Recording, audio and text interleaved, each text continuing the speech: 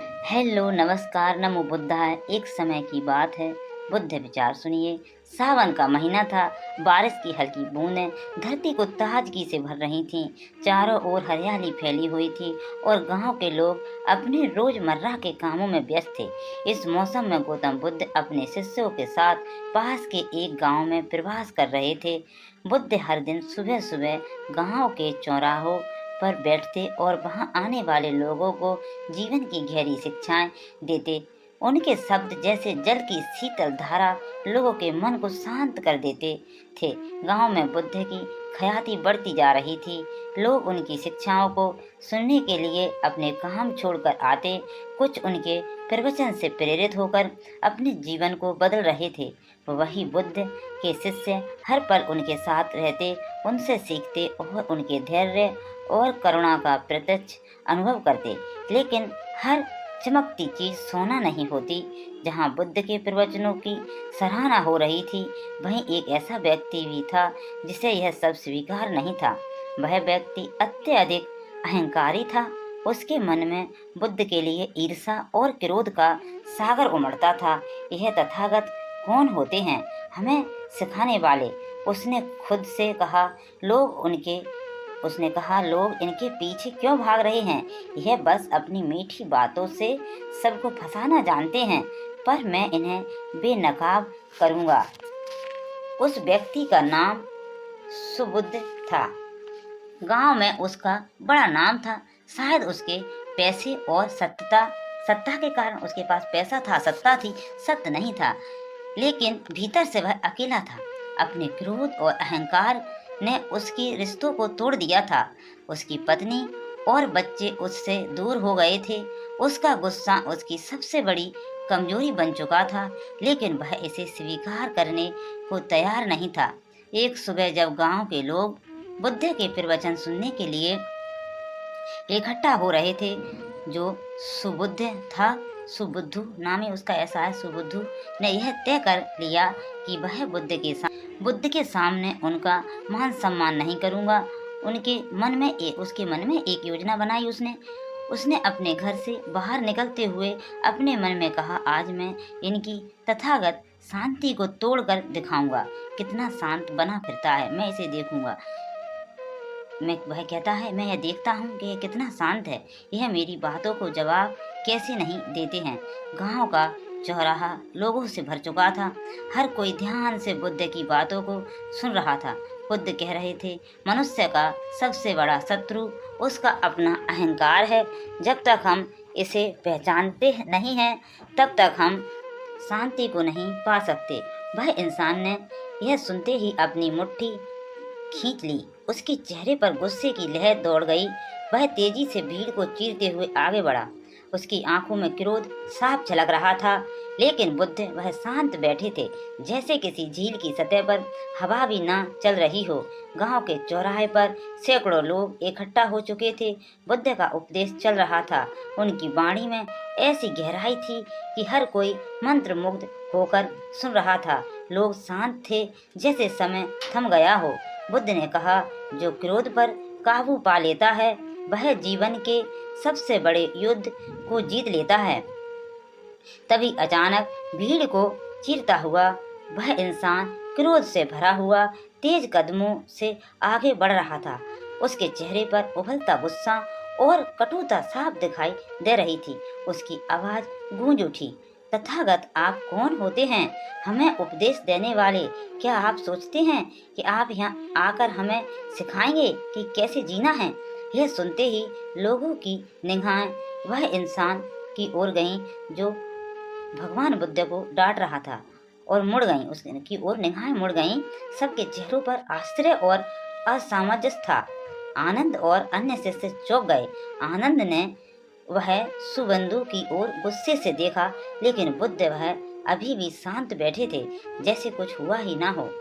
सुबंधु ने अपनी आवाज और तेज करते हुए कहा, आपके यह प्रवचन, यह दिखावा है। आप खुद को महान समझते हैं, लेकिन मुझे आप जैसे साधु बहुत मिले हैं, जो बस शब्दों के जाल में लोगों को फंसाते हैं। आप झूठे हैं। उसकी बातें अब अपमानजनक होती जा रही थीं। वहाँ खड़े लोग असहज हो गए। आनंद ने आगे बढ़कर कहा, तुम्हें नहीं पता तुम किससे बात कर रहे हो? भगवान बुद्ध के लिए इस तरह के शब्द मत बोलो। बुद्ध ने आनंद की ओर हाथ उठाकर इशारा किया, आनंद रुक जाओ। हर व्यक्ति अपनी पीड़ा को व्यक्त करता है, इसे प्रकट करने दो। सुबंधु ने बुद्ध की शांति को देखकर और भी तीखी बातें कहनी शुरू कर दी। देखा, यही तो है आपका नाटक, यह चुप रहकर सब सहने का दिखावा। पर मैं जानता हूँ भीतर से आप भी मुझसे डरते हैं, इसलिए कुछ नहीं बोलते हैं। ना शिष्य अब और अधिक क्रोधित हो रहे थे, लेकिन बुद्ध, उनकी आंखों में अभी भी करुणा झलक रही थी। उन्होंने सुबंधु की हर बात को धैर्यपूर्वक सुना। उनके चेहरे पर ना तो क्रोध था, ना असहजता। सुबंधु ने जब देखा कि उसकी बातों का बुद्ध पर कोई असर नहीं हो रहा है, तो उसका क्रोध और बढ़ गया। उसने भीड़ की ओर मुड़कर कहा, देखो, यह व्यक्ति तुम्हें शांत होने का पाठ पढ़ाता है, लेकिन खुद कुछ भी नहीं कर सकता। यह सब दिखावा है। लोग कुछ भी कहने से डर रहे थे, लेकिन उनके भीतर सवाल उठ रहे थे। बुद्ध आखिर कुछ क्यों नहीं कह रहे? वे क्यों इसे सहन कर रहे हैं? सुबंधु की तीखी बातें चलती रहीं, हर शब्द जैसे आग की चिंगारी फेंक रहा हो। बुद्ध की ओर फेंका हुआ जा रहा था, लेकिन बुद्ध का धैर्य चट्टान की तरह स्थिर था। सुबंधु की तीखी आवाज चौराहे पर गूंज रही थी। उसके शब्दों में क्रोध, अपमान और अहंकार का मेल साफ झलक रहा था। लोग सहमे हुए थे, शिष्य क्रोधित थे, लेकिन बुद्ध वह शांत बैठे थे, जैसे पहाड़ पर बहने वाली हवा, स्थिर, गहन और अप्रभावित। सुबंधु ने अपनी बात खत्म करते हुए व्यंग से कहा, अब क्या हुआ? तथागत चुप क्यों हो? बोलिए, आप जैसे महान उपदेशक के पास मेरे सवालों का कोई उत्तर नहीं है। बुद्ध ने धीरे से अपनी आंखें उठाईं। उनके चेहरे पर मुस्कान थी, ऐसी मुस्कान जो किसी के भी मन को शांत कर दे। उन्होंने शांत और सदी हुई आवाज में कहा, भाई, यदि तुमसे एक प्रश्न पूछूं तो क्या तुम उत्तर दोगे? सुबंधु, जो अपने क्रोध के आवेग में था, अचानक ठहर गया। वह थोड़ा चौंक गया, लेकिन अपने स्वर को तीखा रखते हुए बोला, पूछो, तुम्हारा सवाल भी सुन लेते हैं। बुद्ध ने अपनी जगह पर स्थिर बैठते हुए कहा, यदि कोई व्यक्ति किसी को उपहार देता है और वह उपहार लेने से इनकार कर दे तो वह उपहार किसके पास रहता है? सुबंधु को यह सवाल सुनकर समझ नहीं आया कि इसका क्या मतलब है। उसने यह व्यंग से हंसते हुए कहा, यदि कोई उपहार नहीं लेता तो जाहिर सी बात है वह उस व्यक्ति के पास ही रहेगा जिसने उसे दिया। बुद्ध ने उसी शांति से उत्तर दिया, बिल्कुल सही कहा तुमने। और अब सोचो, तुम जो मुझे क्रोध, अपशब्द और अपमान का उपहार दे रहे हो, यदि मैं उसे स्वीकार ना करूं तो यह उपहार किसके पास रहेगा? बुद्ध के इस शब्द ने जैसे पूरे माहौल को स्थिर कर दिया। हर कोई स्तब्ध था। सुबंधु, जो अब तक आत्मविश्वास से भरा था, अचानक खामोश हो गया।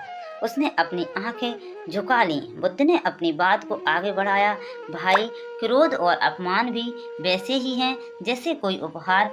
यह देने वाले का अपना चयन होता है, लेकिन लेने वाले का भी अधिकार है कि वह इसे स्वीकार करे या नहीं। मैं तुम्हारे क्रोध और अपमान को स्वीकार नहीं करता, इसलिए यह तुम्हारे पास ही रहेगा।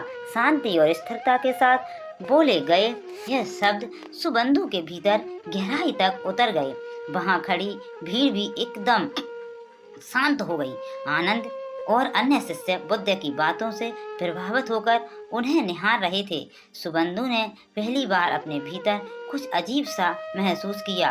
वह समझ नहीं पा रहा था कि यह क्या था, शर्म, आत्ममंथन या कुछ और। लेकिन एक बात स्पष्ट थी, उसके शब्दों का बुद्ध पर उनके शब्दों का कोई प्रभाव नहीं पड़ा था। इसके विपरीत उनके शब्द उसके भगवान बुद्ध के भीतर एक तूफान पैदा नहीं कर सके और उनके शब्द उसके भीतर एक तूफान पैदा कर चुके थे। सुबह का सूरज जब सिर पर आ चुका था, चौराहे पर पसरी खामोशी टूटने का नाम नहीं ले रही थी।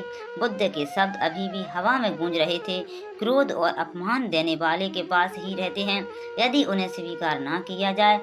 सुबंधु वहाँ खड़ा था, लेकिन उसकी आंखों में अब वह क्रोध नहीं था। वह चुपचाप सिर झुकाए वापस चला गया। भीड़ में सन्नाटा था, मानो सबने कोई अद्भुत चमत्कार देख लिया हो।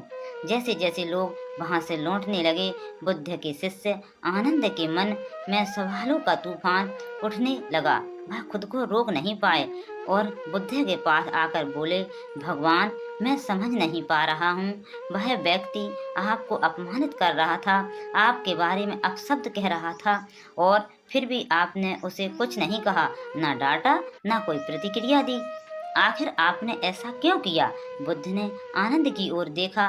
उनकी आंखों में करुणा और धैर्य का मेल था। उन्होंने धीरे से पूछा, आनंद, अगर कोई तुम्हें गुस्सा दिलाने की कोशिश करे तो क्या तुम्हें गुस्सा आना जरूरी है? आनंद ने थोड़ी झिझक के साथ उत्तर दिया, भगवान, गुस्सा तो स्वाभाविक है जब कोई अपमान करे या भला बुरा कहे, लेकिन आपने कैसे यह सब सह लिया? मैं तो उस व्यक्ति पर क्रोधित हो गया था। बुद्ध मुस्कुराए। उन्होंने आनंद को अपने पास बैठने का संकेत दिया। आनंद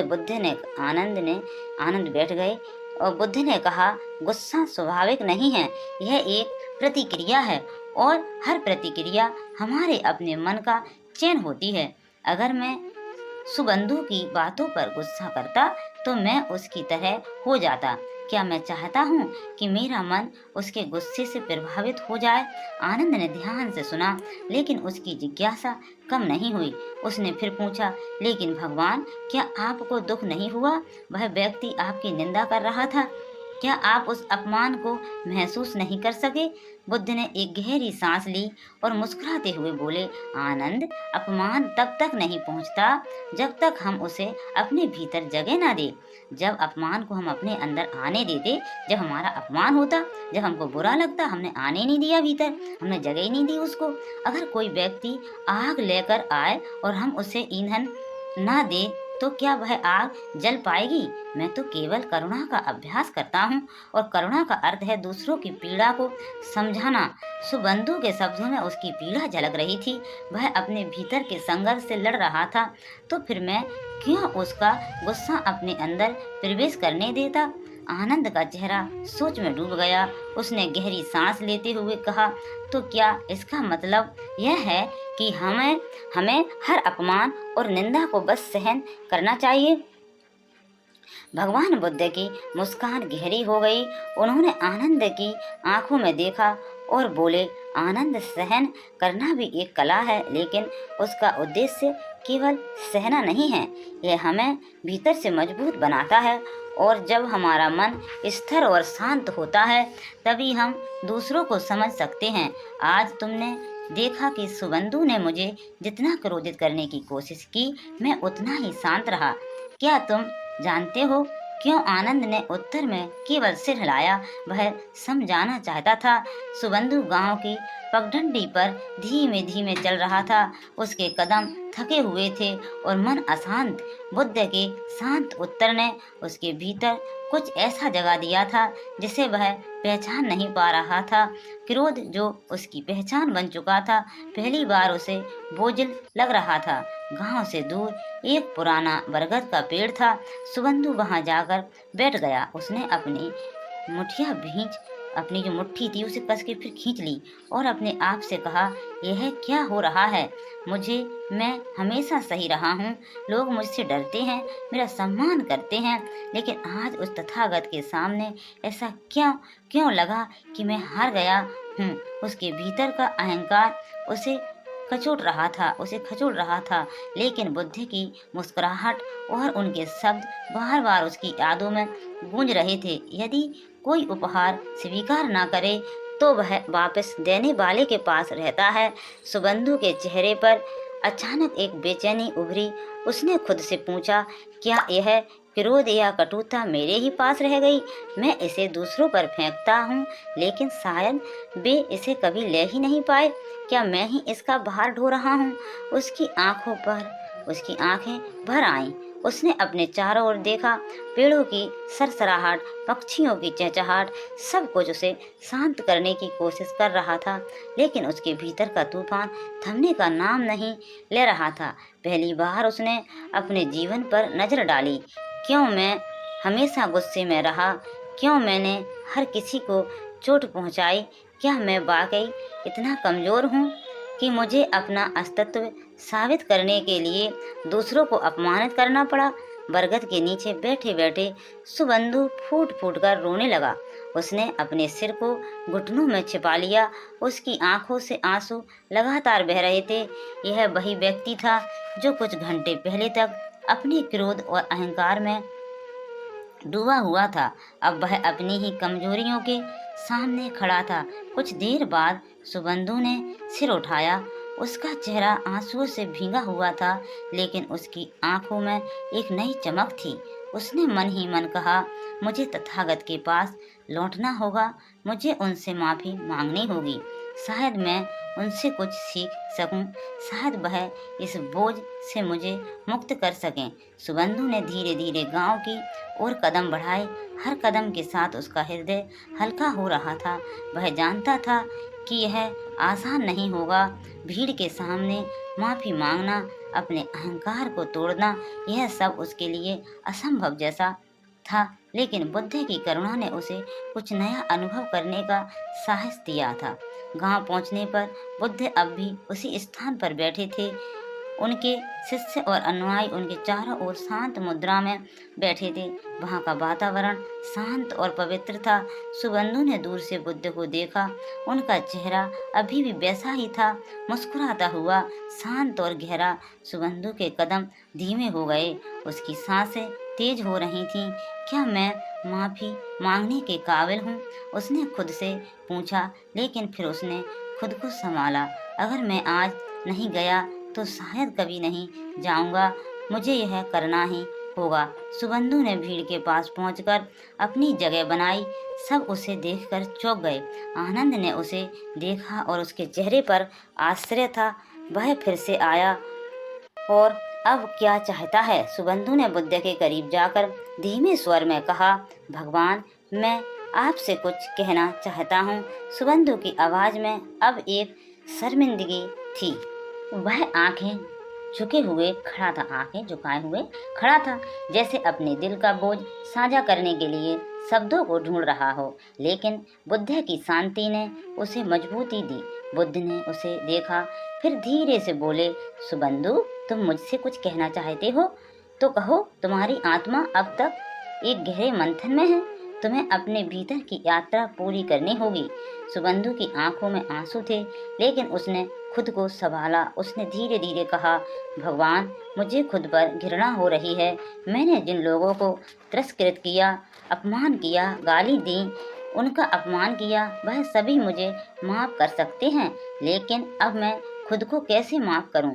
मैं समझ नहीं पा रहा हूं, क्या करूं? उसकी आवाज में एक दर्द था जो पूरी तरह से उसके भीतर की उलझन को दर्शा रहा था। बुद्ध ने उसे एक गहरी नजर से देखा। उनके चेहरे पर एक हल्की मुस्कान थी, जो एक ऐसे व्यक्ति की मुस्कान थी जो किसी और के दर्द को समझ सकता है। उन्होंने धीमे स्वर में कहा, तुम्हारे शब्द, तुम्हारा क्रोध, तुम्हारा अहंकार, यह सब तुम्हारे भीतर के अंधकार से आते थे, लेकिन यह अंधकार तब तक नहीं रहता जब तक तुम उसे अपनी चेतना से बाहर नहीं निकालते। सुबंधु ने सिर झुका लिया और बुद्ध ने फिर कहा, तुम सोचते हो कि तुम अपने किए गए कर्मों को कैसे माफ कर सकोगे, लेकिन मैं तुमसे एक सवाल पूछता हूँ, क्या तुम अपने अहंकार से भाग सकते हो? सुबंधु की आंखों में एक हलचल थी। उसने सोचा, फिर धीरे से उत्तर दिया, नहीं भगवान, अंधकार से भागना संभव नहीं है।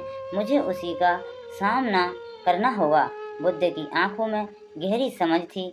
उन्होंने फिर कहा, ठीक वही बात है सुबंधु, तुम्हारे भीतर जो अंधकार है, वह तुम्हारा क्रोध, तुम्हारा अहंकार, तुम्हारा भय, यह सब सिर्फ तुम्हारी आत्मा की छाया है। और एक दिन जब तुम इसका सामना करोगे, यह छाया धीरे धीरे मिट जाएगी। क्योंकि प्रकाश और अंधकार एक साथ नहीं रहते। सुबंधु की आंखों में अब एक नई लहर थी। वह यह समझने लगा था कि वह केवल अपने भीतर के अंधकार से भागने का प्रयास कर रहा था, जबकि उसे उसका सामना करना था। बुद्ध ने उसकी बातों को समझते हुए और भी गहरे शब्दों में मार्गदर्शन देना शुरू किया। तुम्हारे अंधकार के अंतर्गत जो दर्द है वह सिर्फ तुम्हारे भीतर नहीं है, यह सब लोग सहते हैं।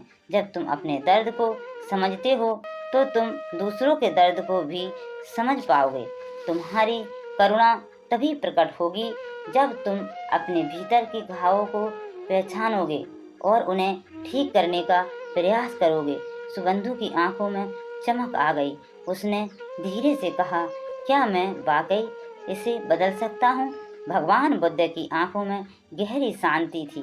उन्होंने उसे संबोधित करते हुए कहा, यह परिवर्तन तुम्हारे भीतर ही है। सुबंधु, तुम अपने विचारों, अपनी क्रियाओं और अपने दृष्टिकोण को बदलने से शुरुआत कर सकते हो। परिवर्तन हमेशा भीतर से आता है। जब तुम स्वयं को बदलो तो तुम्हारे आसपास का संसार भी बदल जाएगा। सुबंधु ने एक गहरी सांस ली और जैसे ही बुद्ध की बातों ने उसे आत्मविश्वास दिया, उसने महसूस किया कि वह सच में कुछ बदल सकता है। वह अब अपने भीतर की जंग जीतने के लिए तैयार था। सुबंधु ने बुद्ध की उपदेशों को अपने दिल में पूरी तरह से उतार लिया था। वह यह समझ चुका था कि उसका असली शत्रु बाहर नहीं बल्कि उसके भीतर था। उसका अहंकार, उसका क्रोध और उसकी नफरत। बुद्ध के मार्गदर्शन ने उसे आत्म मंथन के लिए प्रेरित किया था और अब वह अपने जीवन में एक नई शुरुआत करने के लिए तैयार था। कुछ दिनों तक सुबंधु ने अपनी दिनचर्या को पूरी तरह से बदल दिया था। वह पहले की तरह गुस्से में नहीं आता था। अपने भीतर की अशांति और घृणा को वह अब शांति और सहानुभूति से बदलने की कोशिश कर रहा था।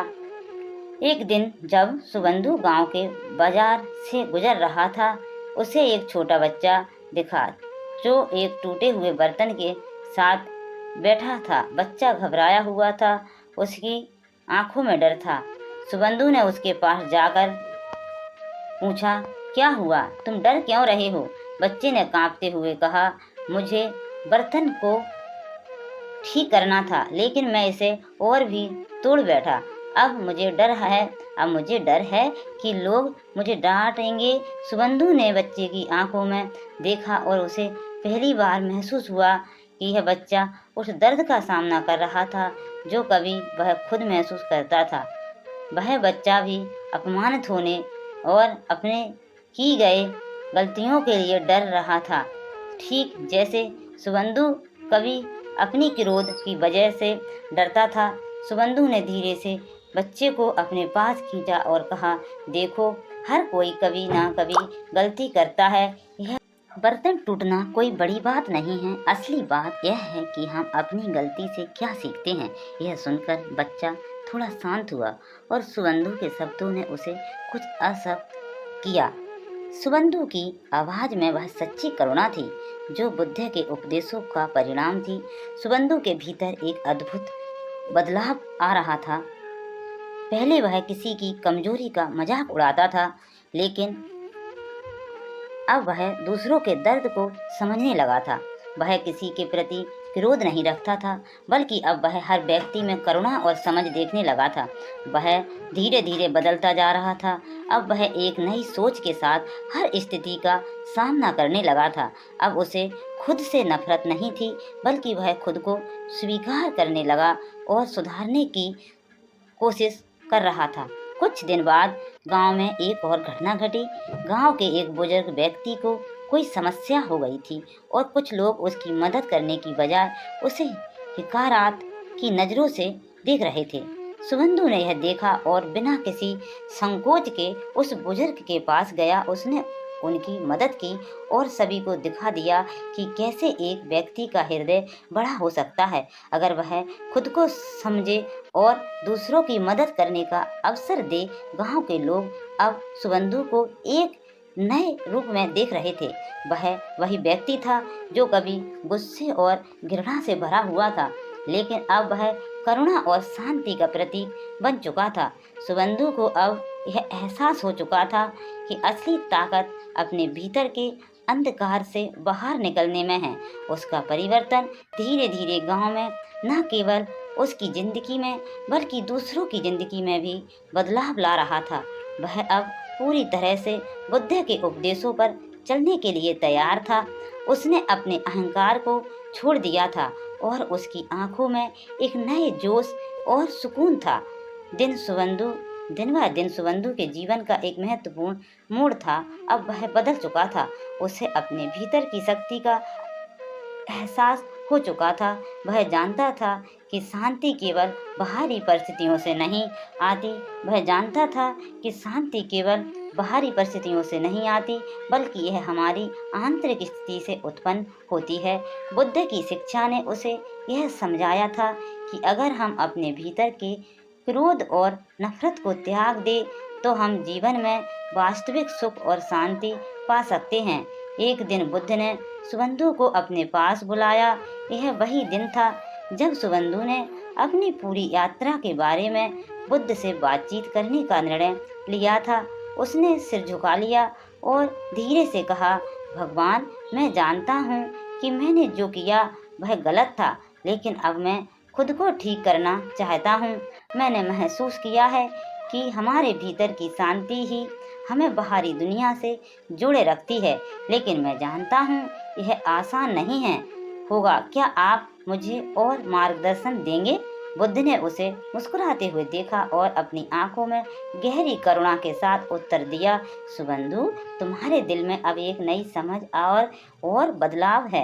यह तुम्हारा सबसे बड़ा कदम है, लेकिन ध्यान रखना, जीवन में सबसे बड़ा बदलाव, सबसे बड़ा परिवर्तन अपने भीतर होता है। जब तुम अपने मन को शुद्ध करोगे, तब तुम्हारा हर कार्य और विचार भी शुद्ध होगा।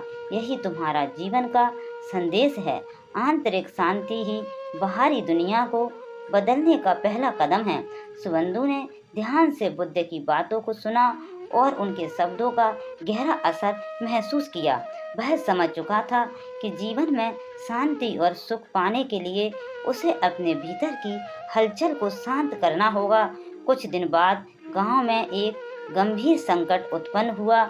एक बड़ी बारिश ने फसल को नष्ट कर दिया था और किसान और उनके परिवार बुरी तरह प्रभावित हुए थे। गांव में बहुत घबराहट थी। लोग एक दूसरे पर आरोप लगा रहे थे। ऐसे समय में सुबंधु ने बुद्ध के उपदेशों को याद किया और एक कदम आगे बढ़ते हुए वह गांव वालों के पास गया।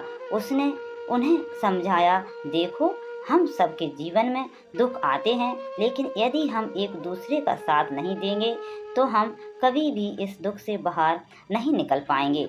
हमें अपने भीतर की नफरत और गुस्से को छोड़कर एकजुट होकर एक संकट का सामना करना चाहिए। सुबंधु की बातें गांव के लोगों के दिलों को छू गईं। उसने पहले की तरह गुस्से और हिंसा का सहारा नहीं लिया, बल्कि वह शांति और सहयोग की बात कर रहा था। धीरे धीरे लोग उसकी बातों को समझने लगे और एकजुट हो गए।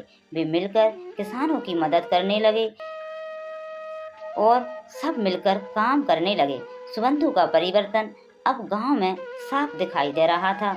उसने पहले की तरह लोगों को दोष देने और नफरत करने की बजाय उन्हें प्यार किया और सहायता का मार्ग दिखाया था। गांव में अब एक नई उम्मीद और साहस का संचार हो चुका था। बुद्ध ने सुबंधु की ओर देखा और कहा, यह तुम्हारा सबसे बड़ा उपहार है।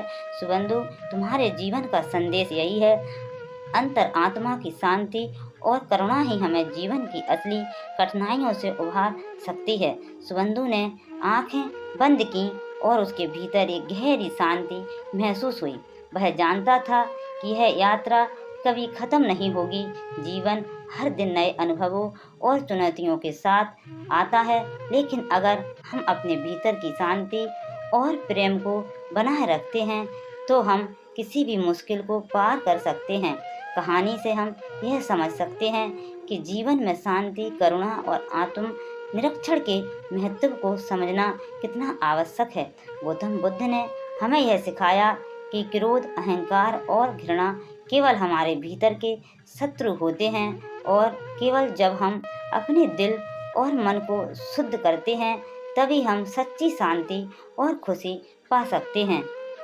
सुबंधु का परिवर्तन यह सिद्ध करता है कि अगर हम अपने विचारों और भावनाओं को नियंत्रित करने में सफल होते हैं तो न केवल हमारा जीवन बदलता है बल्कि हम अपने आसपास के लोगों की जिंदगी को भी बेहतर बना सकते हैं। यही असली सफलता है, अपने भीतर की शांति को पाकर दुनिया में सकारात्मक बदलाव लाना। यह कहानी हमें यह भी सिखाती है कि हर किसी के भीतर आत्मनिर्माण की क्षमता है और सही मार्गदर्शन से हम अपने जीवन को पूरी तरह से बदल सकते हैं। अगर आप भी चाहते हैं कि आपके जीवन में शांति, प्रेम और करुणा का आगमन हो और आप बुद्ध की शिक्षाओं के अनुसार अपनी यात्रा पर आगे बढ़ना चाहते हैं तो इस चैनल को सब्सक्राइब करना बिल्कुल ना भूलें।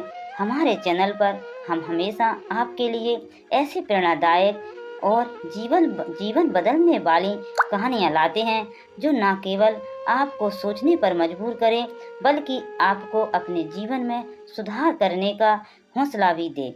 तो अगर आपने अभी तक हमारे चैनल को सब्सक्राइब नहीं किया है तो अभी सब्सक्राइब करें और साथ ही बेल आइकन पर क्लिक करें ताकि आपको हमारे वीडियो का तुरंत नोटिफिकेशन मिल सके। हम नई वीडियो, प्रेरणादायक और सीख देने वाली वीडियो लेकर आते हैं ताकि आप भी एक बेहतर इंसान बन सकें। अगर आपको यह वीडियो पसंद आए हो तो कृपया लाइक और शेयर जरूर करें ताकि यह संदेश और भी लोगों तक पहुंचे। और यदि आपके मन में कोई सवाल या सुझाव हो तो हमें नीचे कमेंट्स में ज़रूर बताएं। धन्यवाद। हमारे चैनल के साथ जुड़े रहें क्योंकि यहाँ हम आपके जीवन को बेहतर बनाने के लिए हमेशा कुछ नया लेकर आते हैं। फिर मिलेंगे नेक्स्ट वीडियो में। जब तक के लिए आप हंसते रहें, मुस्कुराते रहें, खुश रहें। नमो बुद्धाय, नमो बुद्धाय, नमो बुद्धाय।